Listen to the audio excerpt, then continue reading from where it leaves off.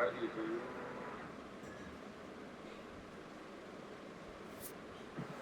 पतंजलि योग सूत्र कैवल्य पाद देख रहे हैं। आज पूर्ण होने वाला है पतंजलि योग सूत्र और उसमें कैवल्य पाद में हमने 15 सूत्र तक देख लिए थे। 15 सूत्र तक कैवल्य पाद में फिर बताया गया था कि समाधि अवस्था को प्राप्त या तो जन्म से, जो पहले भी आया था एक बार, भव प्रत्यय के साथ होता है, जन्म से होता है, या फिर वो प्रयास करता है। तो प्रयास में जाति, प्रयास में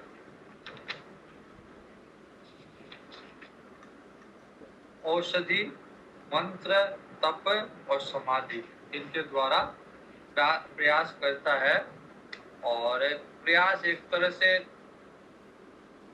अवस्था तक पहुंचने के नहीं, लेकिन अवस्था में जो बाधक तत्व है उनको हटाने के रूप में है। जैसे उदाहरण दिया था, जैसे एक किसान के खेत में अगर जल के प्रवाह, क्यारियों में जल का प्रवाह हो रहा है, उसमें कोई बाधा उत्पन्न हो तो किसान उसको हटाते ही प्रवाह अपने आप शुरू हो जाएगा, जल का प्रवाह। तो वैसे ही बाधा को हटाते ही मन जो है वो लक्ष्य क्या है? चित्त वृत्ति निरोध। तो चित्त वृत्ति निरोध की बाधा जो है उनको हटाते ही चित्त वृत्ति अपने आप शांत हो जाएगी।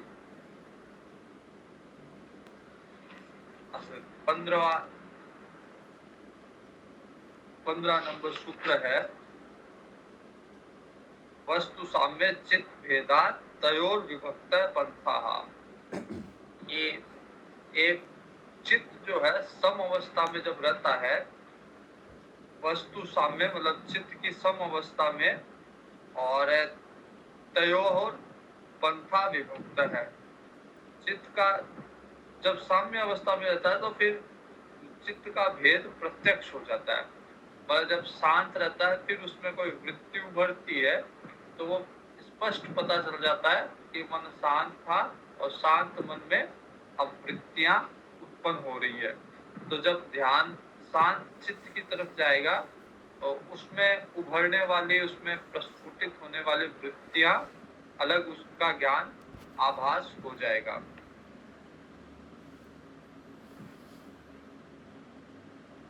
न चेक चित्त तंत्रम वस्तु तद अप्रमाणकम तदा किम स्यात्। इसके अतिरिक्त वस्तु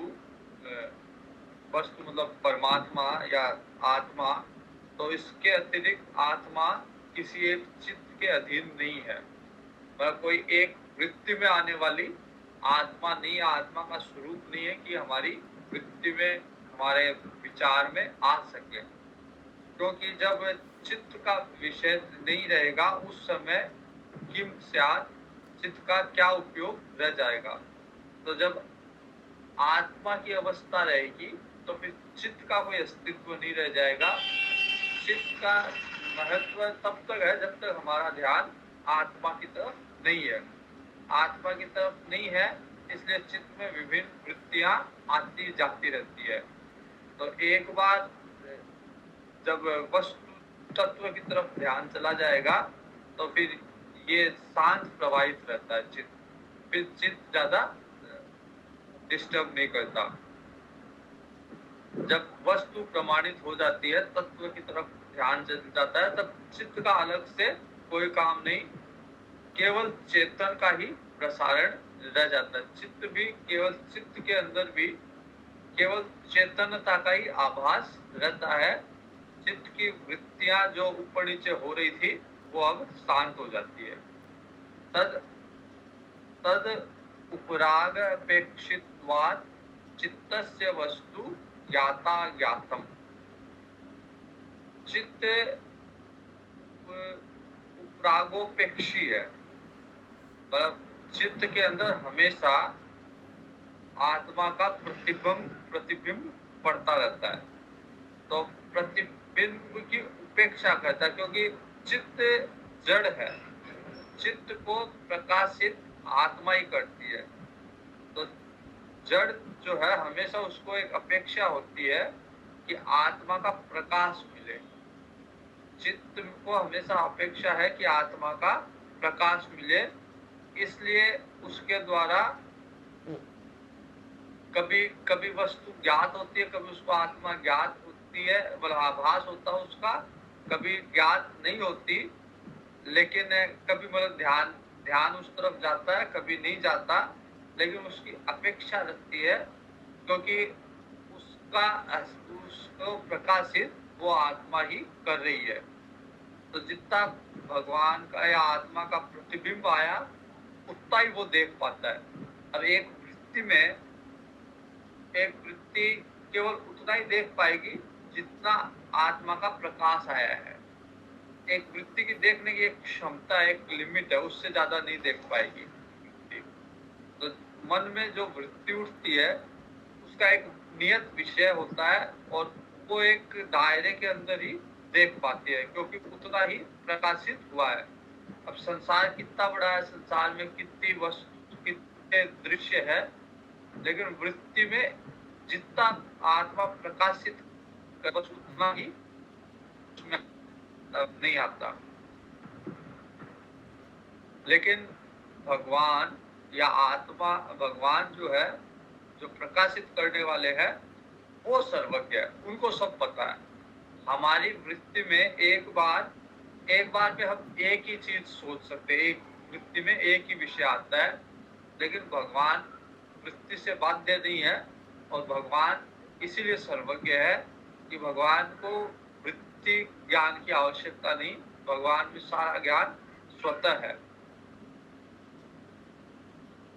सदा ज्ञाता चित्त वृत्तय तत्प्रभवो पुरुषस्या परिणामित्वात्।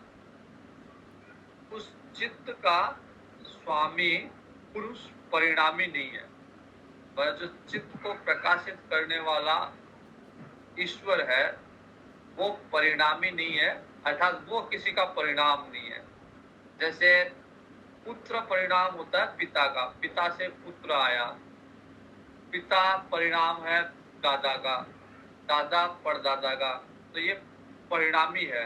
लेकिन ईश्वर किसका परिणाम है, परिणामी है, ये कोई कह नहीं सकते। तो ईश्वर पुरुष जो है वो किसी का परिणामी नहीं है। उस किसका परिणाम है, ये उसका कहाँ से उत्पन्न हुआ है, ये कहा नहीं जा सकता। तो चित्त का स्वामी पुरुष जो है वो परिणामी नहीं है, अर्थात उसका कोई परिणाम नहीं निकलता, इसलिए चित्त की वृत्तियां सदा उसे ज्ञात रहती है। उस चित्त का स्वामी जो एक रस है, आत्मा जो एक रस है, चित्त की वृत्तियों को वह सदैव जानता है। जब कब कौन कहाँ पर है उसे संचालित करता रहता है, तो वो चित्त जो आत्मा है वो चित्त को पूर्ण रूप से जानता है, लेकिन चित्त उसे नहीं जानता। मतलब वो आत्मा वृत्तियों को जानता है, उसको प्रकाशित करने वाला है, लेकिन वृत्तियां उसे चित्त को नहीं जानती। न तत् स्वभाव न तत् स्वाभासम दृश्यत्वात्। पर चित्त स्वप्रकाश है, प्रकाश चित्त स्वप्रकाश, चित्त प्रकाश स्वरूप नहीं है। चित्त को आत्मा देखती, आत्मा प्रकाश देती है। जैसे चंद्रमा को सूर्य प्रकाश देता है, चंद्रमा का अपना प्रकाश नहीं है, वैसे ही चित्त का अपना प्रकाश नहीं है, बल्कि आत्मा के प्रकाश से प्रकाशित होता है चित्त, क्योंकि वह दृश्यत्वात्, दृश्य है। चित्त को हम देख सकते हैं, मतलब ज्ञान के द्वारा चित्त को देख सकते हैं। मन को, अपने मन को अगर ध्यान केंद्रित करे तो मन को देखा जा सकता है, क्या चल रहा है पता किया जा सकता है।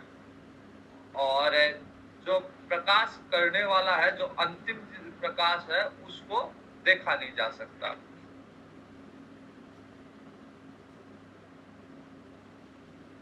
चित्त में जो प्रकाश है वो दृश्य के द्वारा है। दृश्य जो सामने आता है वो ही उसमें प्रकाशित होता है। एक समय जो भयान अवधारण एक ही समय में चित्त और एक दृश्य, इन्हें दोनों स्वरूप ये जब हम देखते हैं उस समय और उसकी जब वृत्ति बनती है उसमें कुछ अंतर रहता है समय में। मतलब सामने जब दृश्य को देखा, अब वो इतना जल्दी होता है कि पता ही नहीं चलता। हमको लगता है कि जिस समय देखा उसी समय वृत्ति बन गई, लेकिन देखने में और वृत्ति बनने में थोड़ा अंतर होता है। चित्तांतर दृश्य बुद्धेर अप्रति संग स्मृति संकरश्च। अब चित्त का एक प्रकार से दूसरे प्रकार में परिवर्तन दृश्य के माध्यम से होता है। बुद्धि में बौद्धिक विकास का जो अंतरंग प्रसंग है वह भी दृश्य के द्वारा ही प्रकट होता है। ये है कि जो भी चित्त में संस्कार उभरते हैं, जैसे पहले कोई काम किया हुआ है, अब वो संस्कार स्मृति में है। हमारी स्मृति में वो संस्कार, पहले वाले संस्कार जमा है, तो वो समय पाके वो संस्कार प्रकट हो जाएंगे। तो चित्तांतर दृश्य बुद्धेर इतर प्रसंग स्मृति संघर्ष। ये किस लिए होता है? क्योंकि स्मृति का संग है चित्त से, संस्कारों का संग है स्मृति से। तो जो भी संस्कार है वो स्मृति में इकट्ठा हो रहे हैं और स्मृति का नाश नहीं होता। बाद में जब कभी उस संस्कार को उभरना होता है, वो स्मृति से वो संस्कार अपने ले लेता है। तो स्मृति और संस्कार का एक सहयोग है। तो जैसा ही अवसर मिलता है, स्मृति उन संस्कारों को उभार देती है और उन संस्कार के हिसाब से व्यक्ति आगे का कार्य करता है। चित्तेर प्रति संग क्रमायास तदा कारापत्तो स्वबुद्धि संवेदनम।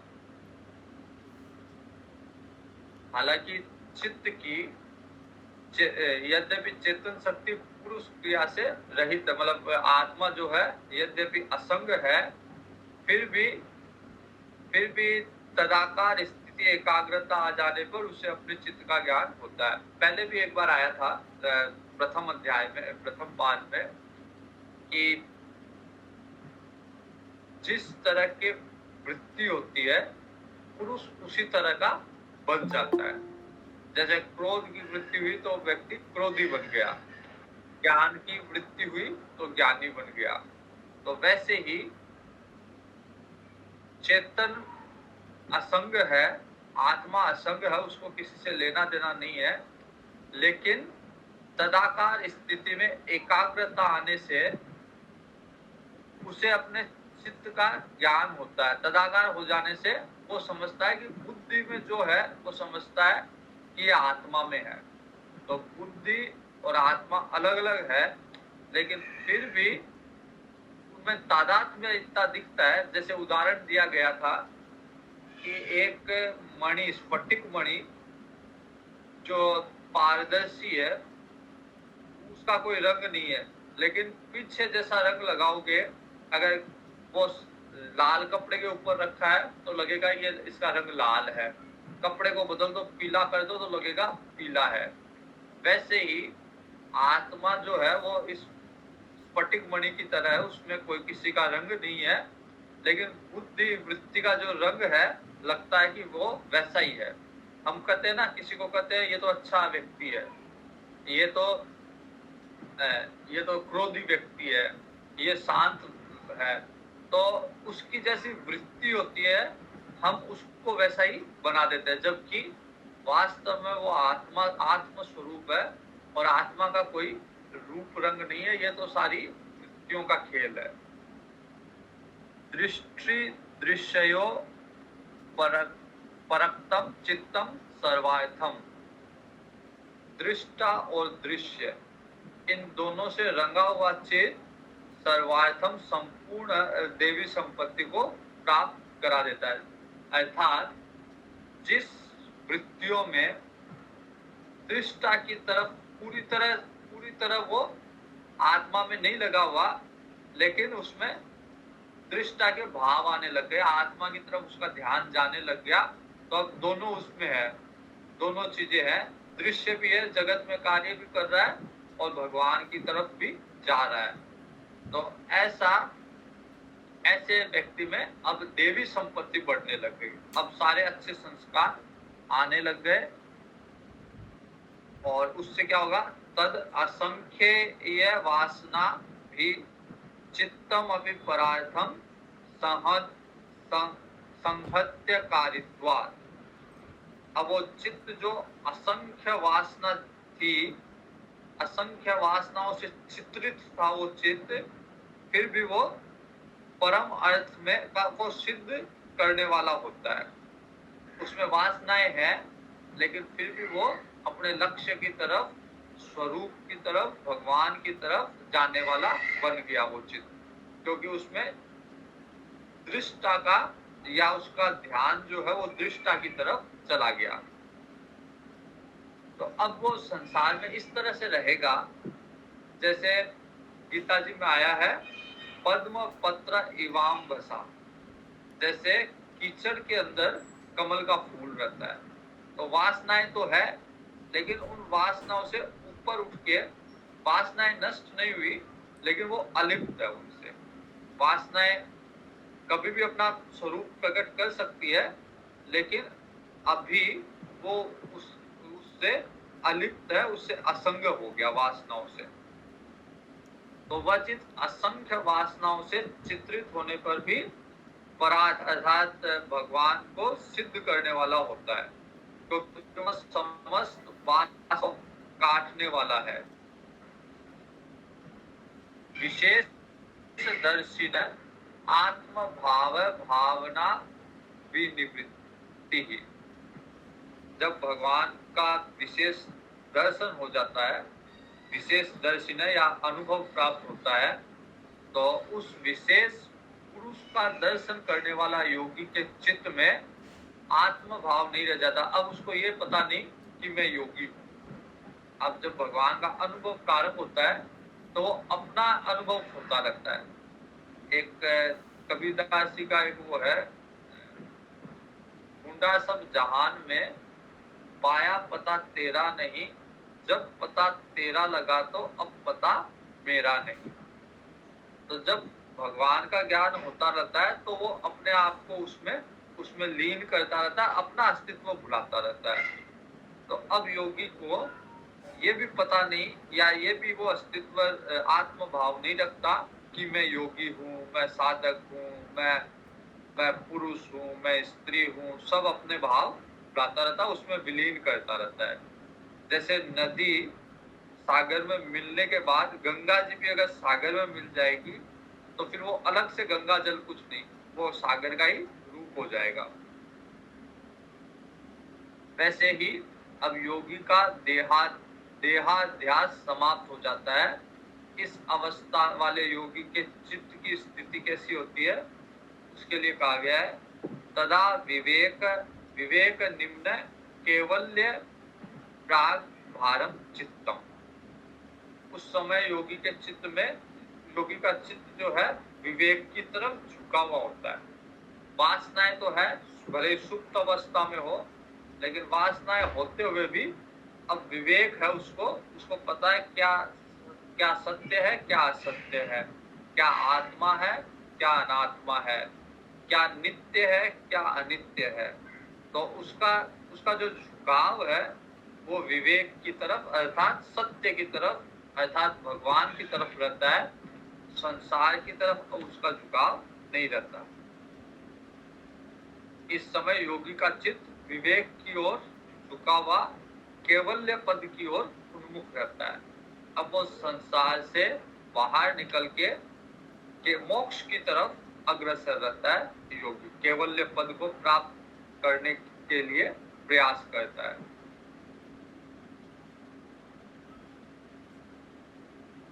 अभी दर्शन उसको हुआ नहीं, केवल्य पद का अनुभव हुआ नहीं, उसको स्वरूप की स्थिति तो नहीं मिली उसको, लेकिन अब चित्त जो है गंभीर रूप से विवेकवान हो गया।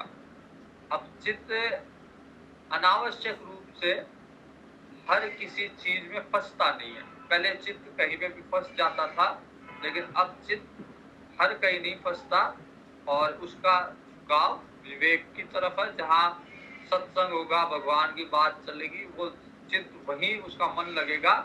अन्यथा जहाँ भोग विलास की बात होगी, जहाँ और सांसारिक प्रसंग होगा, वहां पे वो चित्त लगेगा नहीं। तत् छिद्रेषु प्रत्ययांतरापि संस्कारेभ्यः है। लेकिन कभी कभी होता है, जैसे साधु, योगी, सन्यासी, इनमें भी कभी कभी होता है कि कुछ कुछ संस्कार उभर के आ जाते हैं। जैसे कभी कोई साधु होगा, उसको क्रोध नहीं आएगा, नहीं आएगा, लेकिन अचानक से फिर उसको कभी क्रोध भी आ जाता है। कभी काम की वृत्ति, कभी लोभ की वृत्ति, ये सारी वृत्तियां भी जागृत हो जाती है। तो उस समाधि चित्त के अंतराल में विपरीत वस्तु का स्फुरण भी हो जाता है। मतलब वो चित्त जो है भगवान की तरफ लगा हुआ है, योगी भगवान की तरफ लगा हुआ है, योग साधना में लगा हुआ है, लेकिन कुछ विपरीत चीजें भी का भी स्फुरण हो जाता है। जैसे वाल्मीकि जी, जैसे विश्वामित्र जी योग साधना में लगे हुए हैं, लेकिन मेनका जी के आने पे और उनका ध्यान साधना से भंग हो गया। तो ये विपरीत वस्तुओं का स्फुरण भी योगी के चित्त में हो जाता पूर्व संस्कारों के कारण।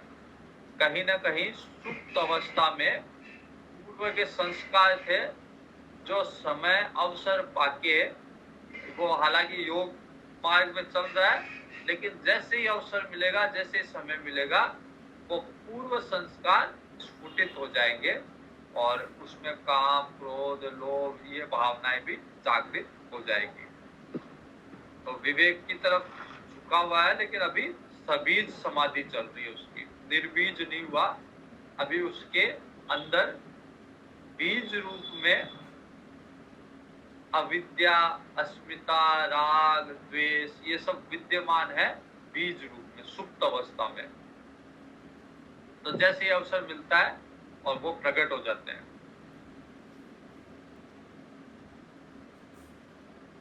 लेकिन बहुत ज्यादा नहीं होते, थोड़े बहुत ये कोई संस्कार होते हैं, काफी मात्रा में वो बहुत अधिक मात्रा में शुद्ध हो गया। कुछ संस्कार थोड़े बहुत सुप्त अवस्था में होते हैं, जो बीच में कभी प्रकट हो जाते हैं। हालांकि इन संस्कारों का भी निरोध हो गया, लेकिन फिर भी ये जीवित है, ये संस्कार अभी मरे नहीं है, तो समय पाके कभी कभी प्रकट हो जाते हैं। लेकिन नया संस्कार नहीं बन रहा। पुराने संस्कार कभी प्रकट हो गए तो बात अलग है, लेकिन अब वो नया संस्कार नहीं बन रहा उसके। अब काम, क्रोध, लोभ की नई वृत्ति जागृत नहीं हो रही, नए संस्कार नहीं बन रहे। पूर्व संस्कारों के कारण कभी कभी अंतराल में प्रकट हो जाते हैं, लेकिन नया संस्कार अब वो नहीं बन रहा। आने में ऐसा क्लेशवत उत्तम। तो इन संस्कारों को भी, इन पुराने संस्कारों को भी, जैसे पहले दिया हुआ था क्लेशों को, अविद्या, राग, द्वेष, ये जो क्लेश बताए गए थे, इनको नष्ट करना। तो वैसे ही ये जो पुराने संस्कार है, ये भी विनाश, इनका भी विनाश हो जाता है, या इनका विनाश भी कर देना चाहिए। तो जितने हानिकारक वो क्लेश, उतने ही हानिकारक ये भी। कई बार क्या होता है कि एक छोटा सा संस्कार या एक छोटी सी चिंगारी कब बड़े आग का रूप ले ले पता नहीं चलता। तो छोटा सा पूर्व संस्कार अभी तो बन नहीं रहा, लेकिन पूर्व का संस्कार है, बीज रूप में था, वो प्रकट हो गया। अब इस पे अगर ध्यान नहीं दिया जाए तो वो कब विस्तार रूप धारण कर ले पता नहीं चलता। रामचरितमानस में जो घटना थी कि नारद जी के मन में, नारद जी ने समाधि अवस्था को प्राप्त थे। नारद जी को लगा कि मैंने काम पे विजय प्राप्त कर ली, क्रोध पे विजय प्राप्त कर ली, लेकिन बीज रूप में अहंकार नारद जी में विद्यमान था, इसलिए समय पाके फिर से काम क्रोध जागृत हुए। तो फिर बाद में जब नारद जी भगवान से पूछते हैं कि भगवान, जब मैं विवाह करना चाह रहा था आपने क्यों नहीं करने दिया? भगवान कहते हैं कि क्योंकि मैं मेरे भक्तों के हृदय में बीज रूप में भी कोई संस्कार नहीं रहने देता। मेरे को पता है कि ये संस्कार अंकुरित हुए, अगर मैं इसको वही नष्ट नहीं करता तो ये कब वट वृक्ष का रूप धारण कर लेते, कब बड़े हो जाते, पता ही नहीं चलता। इसलिए मैंने इन संस्कारों को, तुम्हारे उस संस्कार को मैंने वही नष्ट कर दिया। प्रसंख्याने अप्य कुशितस्य सर्वथा विवेक ख्यातेर धर्म मेघ समाधि। जब योगी के ये संस्कार भी नष्ट हो जाते हैं, विवेक ज्ञान की महिमा में भी उससे वैराग्य हो जाता है। उसको अब ये भी नहीं, उसको ये भी अच्छा नहीं लगता कि कोई उसको योगी कहे, कोई उसको विवेकी कहे, कोई बुद्धिमान कहे, इसमें भी उसका अब महत्व नहीं रहा। तो उससे भी उसको वैराग्य हो गया। अब उसको विवेकी, वो अपने आप को न विवेकी मानता न योगी मानता, सबसे उसका वैराग्य हो गया। तब फिर उसका विवेक ज्ञान सर्वथा प्रकाशमान रहने के कारण अब उसमें धर्म मेघ समाधि उत्पन्न हो गई। धर्म मेघ समाधि का मतलब सारे तरफ अब धर्म ही धर्म है। धर्म ही धर्म मतलब सारी तरफ अब आत्मा का ही चिंतन है, भगवान का ही चिंतन है उसके यहाँ। अब उसके यहाँ बीज भी नहीं है, सारी तरफ चिदाकाश में सर्वत्र धर्म ही छाया हुआ है। शाश्वत सनातन धर्म, परम सत्य वाला धर्म अब उसमें चारों तरफ है। क्लेश कर्मों से अतीत जो भगवान ईश्वर है, ईश्वर के लिए कहा गया था कि ईश्वर वो है जिसमें कोई क्लेश नहीं हो। तो जो क्लेश से अतीत ईश्वर है, अब उसका चिंतन केवल उसी ईश्वर में लगा हुआ है।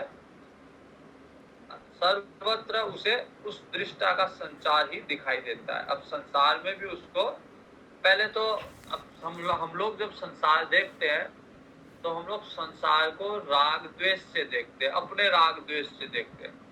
हम देखते हैं कि संसार जैसा मैं चाहूं वैसा बनना चाहिए।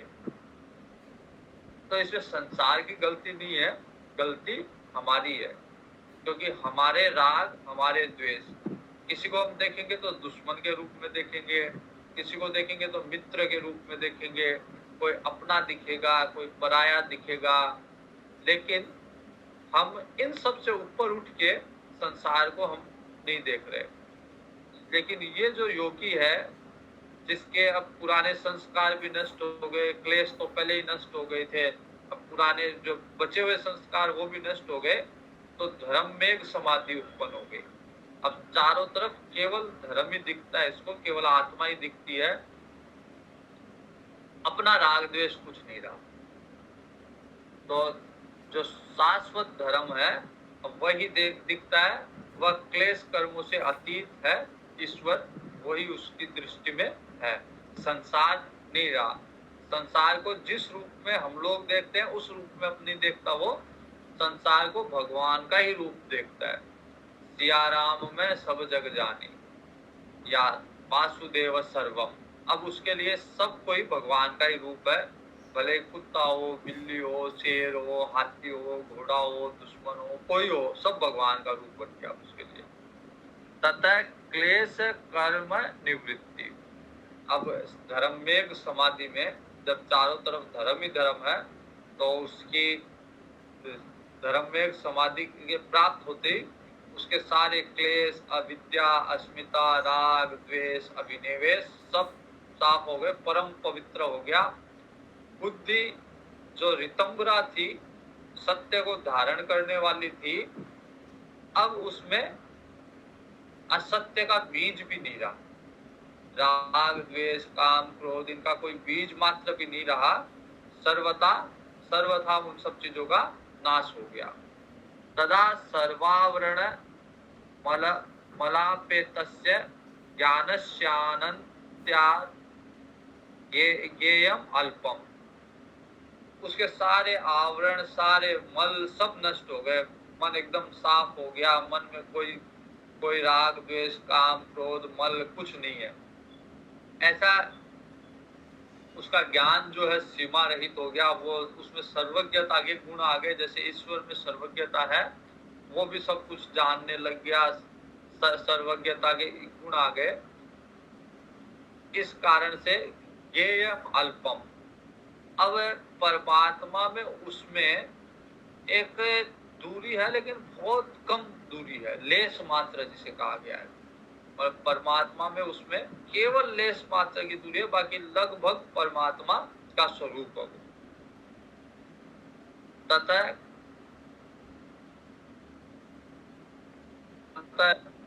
अर्थानां परिणाम क्रम समाप्ति गुणा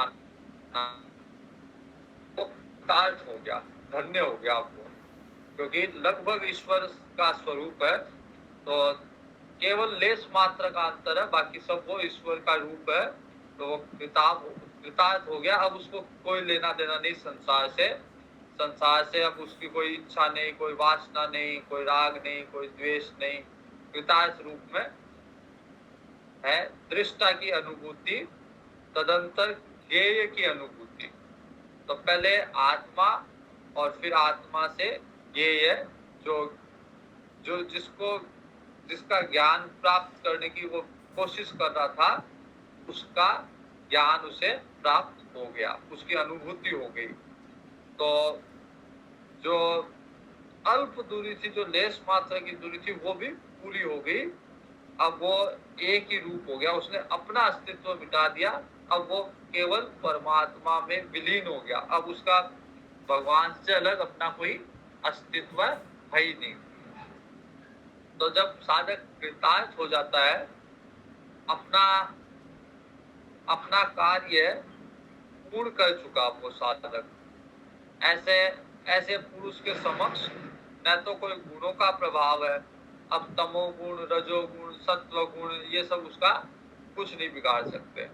तो न तो गुणों का प्रभाव है, परिणाम क्रम समाप्त हो गए।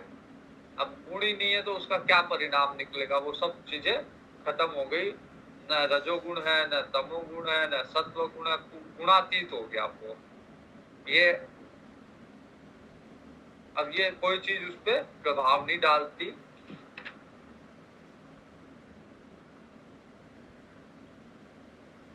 क्षण प्रतियोगी परिणामा परांत निर्ग्राह्य क्रम है। अब हर क्षण, कोई भी क्षण उसका बिना भगवान की वृत्ति के नहीं जाता, क्योंकि वो अपना अस्तित्व भूल गया। तो वृत्तियां भी नहीं रही, केवल वो भगवान का स्वरूप ही हो गया। जो क्षणों की प्रतियोगी है और परिणामा परांत निराग्रह्य, जिसका स्वरूप परिणाम के अंत में समझ में आता है, वह क्रम। अर्थात करने का मतलब ये है कि जैसे शुरू में ध्यान करो तो 5-7 मिनट ध्यान होता है, फिर वो ध्यान बढ़ते बढ़ते घंटे 2 घंटे जाता है। फिर ध्यान लगता है, लेकिन बीच में टूट जाता है ध्यान। अब उसका लय जो तेल धारवत जो था, वो स्थिति आ गई। अब बीच में कहीं कोई गैप ही नहीं है। एक ही वो केवल भगवानमय हो गया। अब हर क्षण पे उसका नियंत्रण है।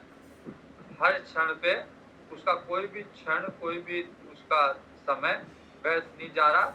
हर क्षण पे उसका नियंत्रण है। और साधना इस अवस्था में पहुंच गई कि एक सांस भी उसका व्यर्थ नहीं जा रहा।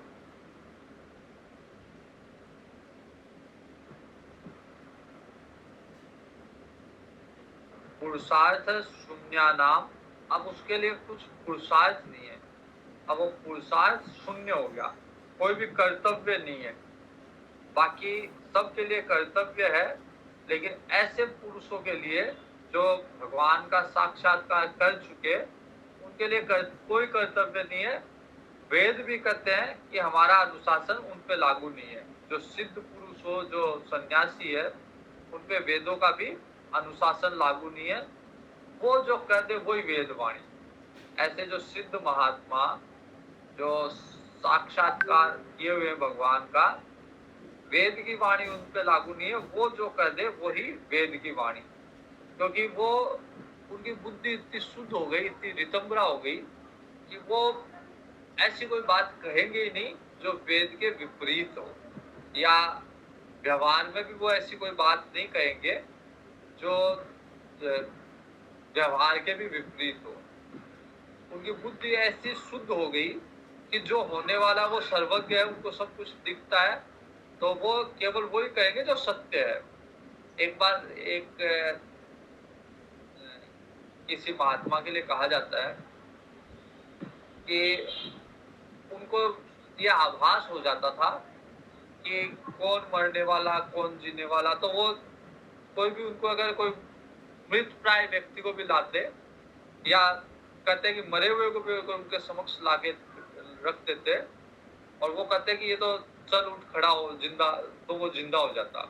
या जो मृत प्राय होता, मरने वाला होता, और वो अगर अपने मुंह से कह देते कि इसका तो कुछ नहीं हुआ, तो वो स्वस्थ हो जाता, उसके कुछ नहीं होता।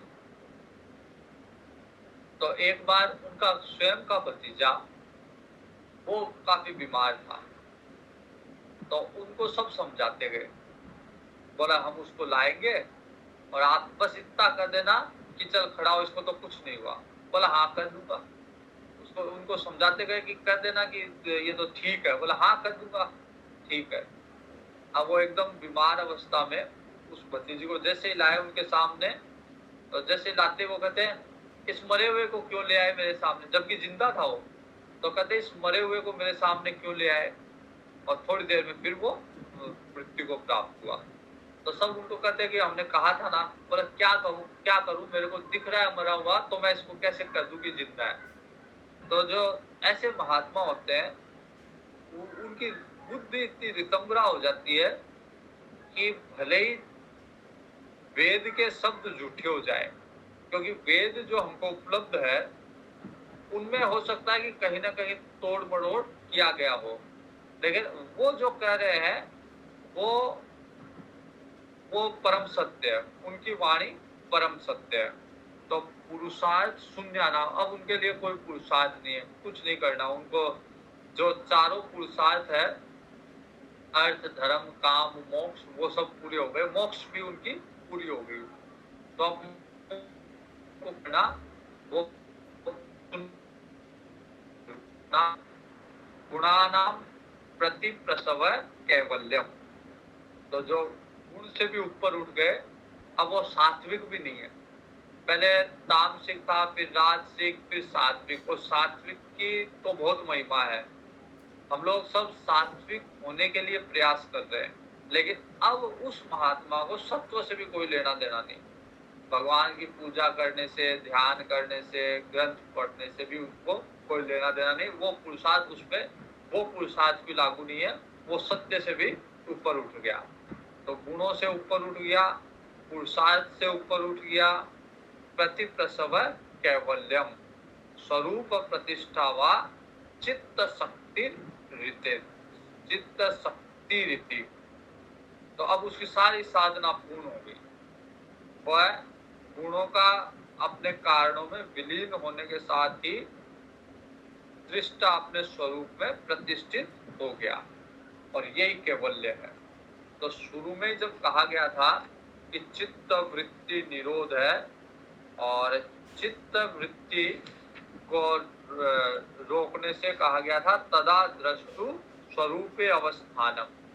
चित्त वृत्ति को रोकने से, उनको अवरोध करने से अपने स्वरूप में प्रतिष्ठित हो जाता है दृष्टा। तो वो अवस्था अब उसको प्राप्त हो गई, उसकी चित्त वृत्तियां सारी रुक गई, और अपने स्वरूप में स्थित हो गया। और सारे गुण समाप्त हो गए, सारे गुणों से ऊपर उठ गया, पुरुषार्थ से ऊपर उठ गया और अपने स्वरूप में प्रतिष्ठित हो गया। वही कैवल्य अवस्था है। इसी के साथ कैवल्य पाद पूरा हुआ और कैवल्य पाद के साथ ही पतंजलि योग दर्शन भी, योग सूत्र भी पूरे हुए। 195 सूत्र है। सारे सूत्र हमने किए और आज यहीं तक पूरा हो ही गया। और कल से भगवद गीता प्रारंभ करेंगे। समय यही रहेगा और गूगल मीट पे इसी लिंक पे जो डेली आता है उसी पे भगवद गीता प्रारंभ करेंगे। हरिओम। किसी का कोई प्रश्न है या कोई योग सूत्र के बारे में अपना कोई अनुभव करना चाहता है तो वो कह सकते हैं। ऋषभ जी कुछ कहना चाहोगे? दुष्यंत जी, अमित जी, आशा दीदी, उषा दीदी। हाँ बोलिए। हाँ बोलिए ऋषभ जी बोलिए। मैं तो बस इतना कहना चाहूंगा कि इसने मुझे काफी क्लैरिटी दी। मतलब आपकी जो बात थी कि सारे धर्म ग्रंथों में एक ही बात लिखी हुई है। हाँ ये क्लैरिटी मुझे बहुत ज्यादा मिली। मतलब पतंजलि योग सूत्र में भी मोटा मोटा जो निचोड़ सूत्र का दिया हुआ है। तो एक सेकंड गुरुजी। हाँ हाँ, आप मेरी आवाज ठीक आ रही है? हाँ अब ठीक है। हाँ, तो मैं ये कह रहा था कि निचोड़ जो मुझे समझ में आया वो यही समझ में आया कि एक तो पहले सारे धर्म ग्रंथों में एक ही बात लिखी गई है। इसमें भी जो मूल सिद्धांत हैं वो मानस में भी पाए जाते हैं। और दूसरा ये कि चीजें मतलब बहुत सरल हैं, बट उनको अनुशासन के साथ अपने हमें चैतन्य को प्रशिक्षित करना पड़ेगा। उसके बाद हम एक बेहतर अवस्था में पहुंच पाएंगे। ये मैं सीख पाया इससे। चैतन्य को प्रशिक्षित नहीं करना। चैतन्य तो असंग है, मन को कॉन्शियसनेस को। कॉन्शियसनेस तो लिप्त नहीं होती कहीं पे भी। मन जो है, मन को चित्त वृत्ति में मतलब योग जो है चित्त वृत्तियों का अनुशासन है। चित्त की वृत्तियों को डिसिप्लिन करना पड़ेगा। बाकी कॉन्शियसनेस कुछ नहीं करती। कॉन्शियसनेस असंग है। समझ गया। ठीक है ठीक है, चलो अच्छा आप बताएं।